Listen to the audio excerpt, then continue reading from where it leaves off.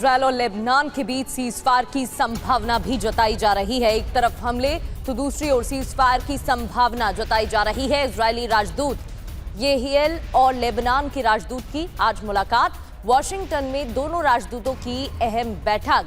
अमेरिकी पक्ष से मिशेल इस्सा भी होंगे शामिल। शाम 8:30 बजे विदेश विभाग में अहम बैठक होनी है। इसी के साथ संभावना जताई जा रही है कि सीजफायर हो सकता है।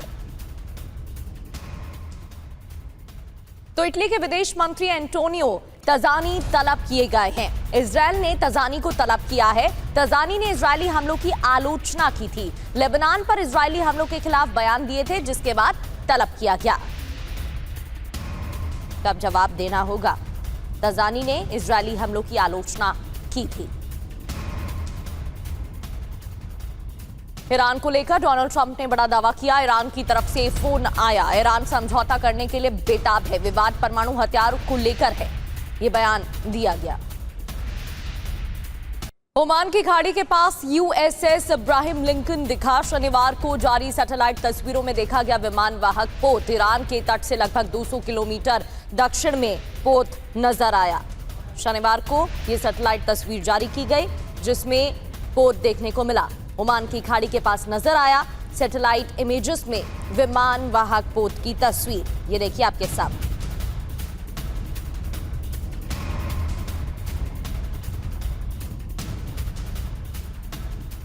तो यूएन महासचिव एंटोनियो गुटेरेस ने बड़ा बयान दिया है। यूएस ईरान से फिर से बातचीत का आह्वान।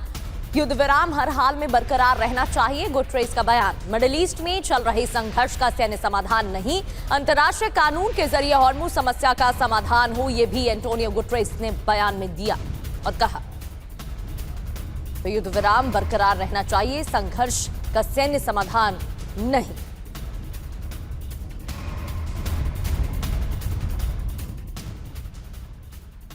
छत्तीस घंटों के दौरान 15 से 20 शिप हॉर्मुज से गुजरे। हॉर्मुज से गुजरने वालों में चीन, पाकिस्तान, रूस और ईरान की शिप शामिल। एक मीडिया रिपोर्ट के आंकड़ों से जानकारी मिली है। इनमें चीन, पाकिस्तान, रशिया और ईरान के शिप बताए जा रहे हैं जो हॉर्मुज से गुजरे हैं।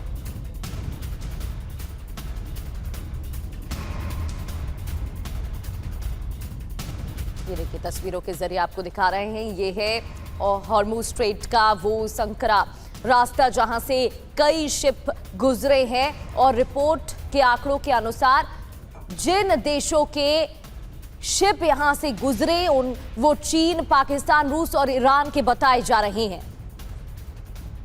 इधर नाकाबंदी पर अमेरिकी सेंट्रल कमांड का बड़ा बयान भी सामने आ गया है। नाकाबंदी निष्पक्ष रूप से लागू की जाएगी। अमेरिका की तरफ से कहा गया किसी भी देश के शिप से भेदभाव नहीं होगा।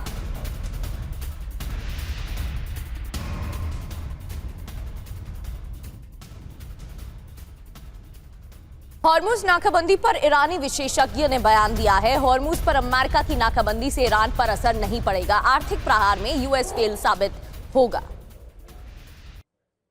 चीन ने ईरान को हथियार भेजने की खबरों का खंडन किया है। चीनी विदेश मंत्रालय के प्रवक्ता गुओ जियाकुन ने बयान दिया।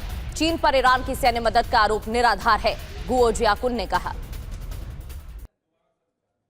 और अब आपको बताते हैं कि कैसे ईरान और इजरायल के बीच बढ़ते तनाव ने अब पूरे अरब को खतरे के साए में लाकर खड़ा कर दिया है।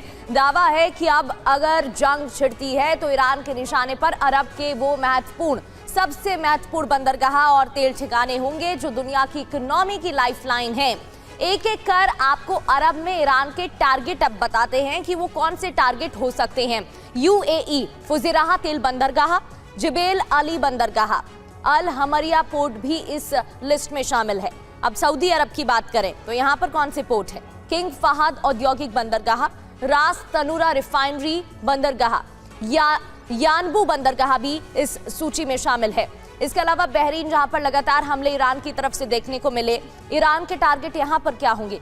खलीफा बिन सलमान बंदरगाह। कुवैत में बात करें तो शुएबा बंदरगाह टारगेट पर रहेगा, जिस पर ईरान की तरफ से हमले हो सकते हैं।